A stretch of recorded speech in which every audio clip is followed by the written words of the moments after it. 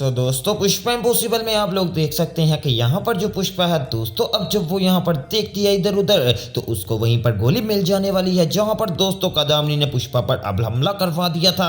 अब दोस्तों पुष्पा बहुत ही ज्यादा सावधानी के साथ उस गोली को एक यहाँ पर रैप में डाल लेने वाली है और जल्दी से यहाँ पर भगवान जी का शुक्रिया अदा करती है और कहती है कि अब जो मेरा केस है वो बहुत ही ज्यादा मजबूत हो जाएगा। आपका बहुत बहुत शुक्रिया भगवान जी कि आपने मेरी यहाँ पर मदद कर दी। दोस्तों सच में मानना पड़ेगा कि पुष्पा के ऊपर जब भी कोई मुसीबत आती है तो भगवान की कृपा से जल्दी से वो यहाँ पर मुसीबत टल जाती है। अब दोस्तों बिल्कुल इसी तरह अब पुष्पा उनका बहुत ही ज्यादा शुक्रिया अदा करती है और सीधा चले जाने वाली है घर। अब दोस्तों एक तरफ ये मसला बना है कि यहाँ पर पुष्पा के ऊपर जो अटैक करवाया गया है वो भी गोली का। तो दोस्तों अब पुष्पा को गोली तो नहीं लगी लेकिन पुष्पा को गोली छूकर जरूर गुजर गई है। और दोस्तों अब जब पुष्पा को गोली छूकर गुजरी है तो वहां से पुष्पा की काफी ज्यादा ब्लीडिंग हो रही थी।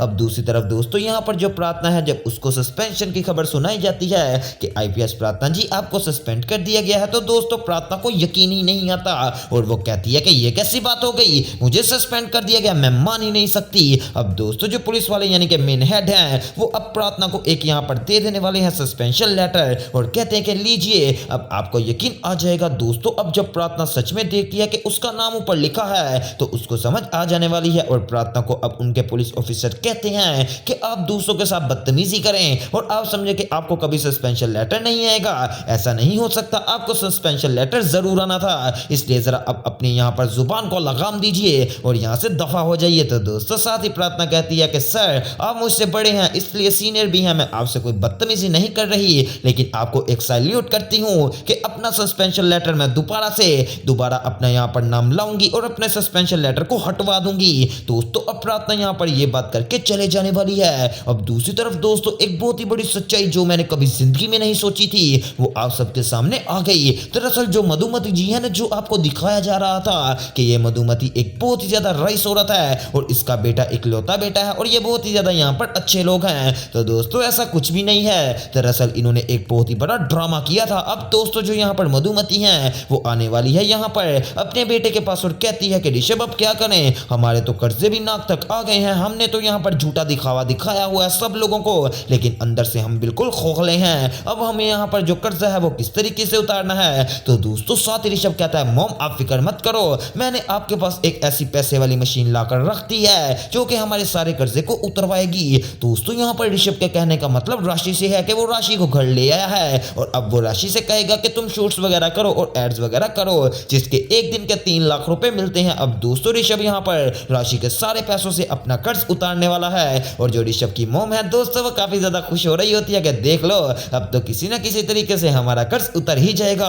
दोस्तों वैसे मैं ऋषभ को ऐसा समझता नहीं था कि वो राशि के साथ इतनी यहाँ पर गलत हरकत के साथ शादी करेगा और उसको झूठे लारे लगाकर एंड में उसके साथ फ्रॉड कर देगा। तो दोस्तों यहाँ से अब वाजिया हो रहा है कि लड़कों का यहाँ पर यकीन करना बहुत ही ज्यादा मुश्किल है। अब दूसरी तरफ दोस्तों दिखाया जाता है कि अब जब पुष्पा घर आती है तो दोस्तों वो देखती है कि यहाँ पर अंश की काफी ज्यादा हालत खराब है। तो जैसे वो अंश का पूछती है तो अंश के बारे में दीप्ति बताती है कि इसको फूड पॉइजनिंग हो गई थी। तो दोस्तों साथ ही यहाँ पर जो अश्विन है उसकी नजर सीधा यहाँ पर पुष्पा की बाजू की तरफ जाती है तो वो यहाँ पर पुष्पा से कहती है कि ये क्या हुआ अब माँ आपके साथ। तो दोस्तों जब अश्विन भी ये बात पूछता है पुष्पा को तो पुष्पा कहती है कि बैठो मैं तुम लोगों को सारी बात बताती हूँ, मेरे साथ कुछ बहुत ही बड़ा मसला बन गया है। अब दोस्तों दूसरी तरफ यहाँ पर जो कादामरी है ना वो दोस्तों अब यहाँ पर इस मसले की जड़ है, जैसा कि आपको पहले भी पता होगा। लेकिन दोस्तों ये जो शोलवासियों के ऊपर सब पर अटैक करवाया है ये किसी और ने नहीं बल्कि कादामनी ने करवाया है और कादामनी ने वीरेन को इसके अच्छे खासे पैसे भी दिए हैं और कहा है कि वीरेन जी अब आपने यहाँ पर उनके ऊपर अटैक करवाना है। तो दोस्तों अब जब वीरेन ने अटैक करवा दिया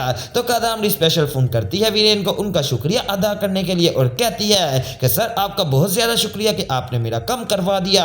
अब दोस्तों वीरेन भी खुश होता है क्योंकि जाहिर सी बात है उसको तो पैसे मिलने हैं इस काम के, वो क्यों ही ना खुश हो। अब दोस्तों यहाँ पर जो पुष्पा है वो बैठ जाने वाली है और अपनी सारी बात बताती है और कहती है कि चिराग तेरे साथ क्या हुआ। तो दोस्तों अब चिराग भी पुष्पा को सारी बात बताता है कि मोम कुछ लड़के आए थे और उन्होंने आकर मेरे मुंह के ऊपर कंबल डाल दिया, उसके बाद मेरी अच्छी खासी पिटाई लगाई और फिर वहां से भाग गए। बदकिस्मती के साथ मैं भी उनका चेहरा नहीं देख सका। अब दोस्तों यहाँ पर साथ दिलीप कहता है अरे पुष्पा तुझे क्या हो गया। तो दोस्तों पुष्पा कहती है मेरे साथ भी कुछ ऐसा ही हुआ, किसी ने गोली चलाई थी। दोस्तों अब हर बंदा काफी ज्यादा परेशान हो जाने वाला है। अब दूसरी तरफ दोस्तों आप लोग देख सकते हैं कि यहाँ पर जो ऋषभ है ना उनके घर पर आज यहाँ पर राशि के घर घर वालों की सबकी दावत है, क्योंकि शादी के बाद पहली पहली दावत तो होती ही है। तो दोस्तों इसलिए अब राशि काफी ज्यादा तैयार हो रही होती है, लेकिन दूसरी तरफ यहाँ पर चोलवासियों के घर में बहुत ही बड़े मसले बन गए, जिसकी वजह से दोस्तों अब वो दावत पर नहीं पहुंचने वाले, जिसकी वजह से अब जो मधुमती जी हैं वो बहुत ही ज्यादा गुस्सा करेंगी। अब दोस्तों यहाँ पर बातें करते करते इतनी देर में प्रार्थना भी आ जाने वाली है। तो वो जब से सबकी हालत पूछती है तो सब उसको प्रार्थना को अपनी सारी बात बताते हैं। तो प्रार्थना कहती है कि ये क्या हुआ, मुझे भी मेरे यहाँ पर जो मेन काम करती हूँ जिसमें यानी कि पुलिस ऑफिसर हूँ, तो मुझे भी सस्पेंशन लेटर आ गया है, हालांकि मैंने कुछ किया भी नहीं। तो पुष्पा कहती है कि ये कैसे हो सकता है, हमारे सारे चोलवासियों के ऊपर मुसीबतों का पहाड़ और वो भी अचानक से। तो दोस्तों बात करते करते अचानक यहाँ पर पुष्पा को याद आता है कि वो जो मैं यहाँ पर डीएनए टेस्ट लेने गई थी, जब मुझे गोली लगी तो वो टेस्ट तो वहीं पर किया गया था। चल दिलीप पटेल मेरे साथ चल, उसको जाकर ढूंढते हैं। अब दोस्तों पुष्पा और दिलीप पटेल दोनों भागे भागे आते हैं बिल्कुल उसी जगह पर जहां पर पुष्पा को गोली लगी थी। और दोस्तों अब जब पुष्पा को गोली लगी थी तो वहां पर इधर उधर देखने के बाद अब पुष्पा को यहाँ पर डीएनए टेस्ट मिल चुका है, जिसमें दोस्तों साफ साफ तौर पर लिखा है कि जो कादम्बरी है और तितली है वो एक दूसरे की बेटी नहीं है। अब दोस्तों मेन काम ये है कि क्या ये यहाँ पर जो डीएनए का रिपोर्ट है ये कादम्बरी के हाथ लगेगी या फिर सीधा पहले कोर्ट में पहुंचेगी। अब दोस्तों जब पुष्पा यहाँ पर वो वाला लेटर लेकर घर आती है कि तभी प्रार्थना बताती है कि मोम आपको पता है कि यहाँ पर राशि के ससुराल वालों से फोन आ रहा था, आज हमने उनकी दावत पर जाना था लेकिन अब हम लेट हो चुके हैं। अब दोस्तों इतनी ही देर में जब पुष्पा बाहर जाने लगती है तो सामने से ऋषभ आ जाने वाला है और कहता है कि मोम आप लोग तो दावत पर आए ही नहीं, हम लोग आपका वेट करते रह गए। तो दोस्तों पुष्पा कहती है बेटा तुम अंदर चले जाओ, तुम्हें अंदर जाकर सारी बात बता देंगे कि आखिरकार हमारे साथ क्या हो गया। अब दोस्तों जब वो अंदर आता है ना ऋषभ, तो दोस्तों तभी यहाँ पर ऋषभ के पीछे पीछे अब राशि भी आ जाने वाली है और ऋषभ अंदर बैठा होता है। तो तभी राशि आकर कहती है अरे भाई क्या हुआ आपको।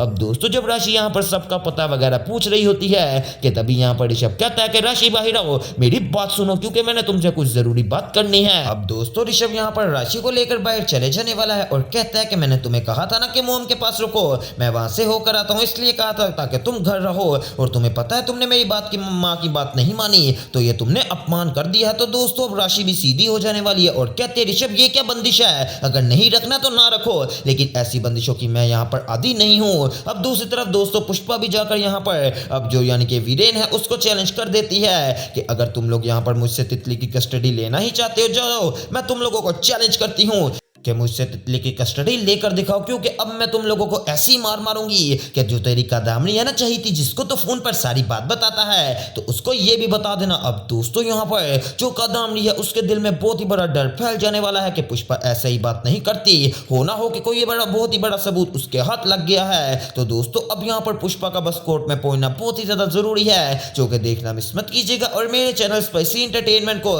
सब्सक्राइब करें और वीडियो को ज्यादा से ज्यादा शेयर करें।